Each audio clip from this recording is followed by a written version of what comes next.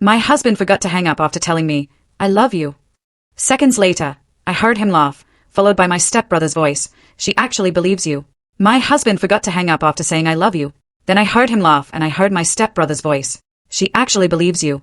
The meds are working soon. She won't even trust her own name." My blood froze. They were plotting something about my inheritance. I dropped the phone, disappeared, and planned. 3 weeks later, they walked into their doom.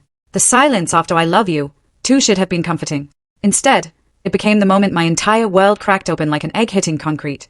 I was still holding the phone to my ear, waiting for the familiar click of disconnection when I heard my husband's voice again. But this time, he wasn't talking to me. "She bought it completely," Blake said, his voice carrying that satisfied tone I'd mistaken for contentment in our marriage. The blood turned to ice water in my veins. The phone trembled in my hand as another voice joined the conversation, a voice that made my stomach drop through the floor. "The insurance policy is solid," my stepbrother Cameron said, his words cutting through me like shards of glass. 2 million plus the inheritance properties. Once we trigger the clause about her instability, it all transfers clean.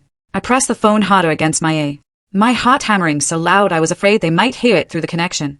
The kitchen around me, our kitchen with its cheerful yellow walls and the coffee mug Blake had bought me for our anniversary, suddenly felt like a stage set, fake and hollow. The medication switch was genius, Blake continued, and I could hear the smile in his voice. "Dr. Whitmore thinks is helping her depression, but those pills are going to make her paranoid, erratic. A few more weeks and we'll have all the documentation we need." My legs gave out. I slumped against the kitchen counter, the granite cold against my back as the phone slipped from my numb fingers.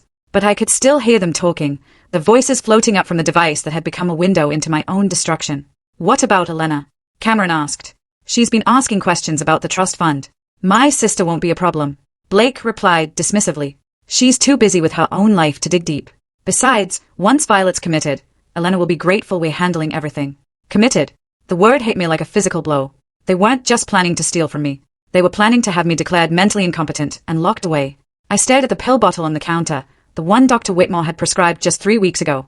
The one Blake had been so supportive about, bringing me water every morning, making sure I took my medicine with breakfast. The pills that had been making me feel foggy, disconnected, like I was living my life through a thick pane of glass. How long had this been going on? How long had my husband been slowly poisoning me while kissing me goodnight? How long had my stepbrother, the boy I'd helped raise after Dad married his mother, been planning to steal everything our father had left me? The conversation continued, but their voices seemed to come from underwater now. I heard fragments. "The lawyer, power of attorney. She'll never see it coming." Each word was another nail in the coffin of the life I thought I'd been living. Before we continue, please write in the comment which country you are watching this video.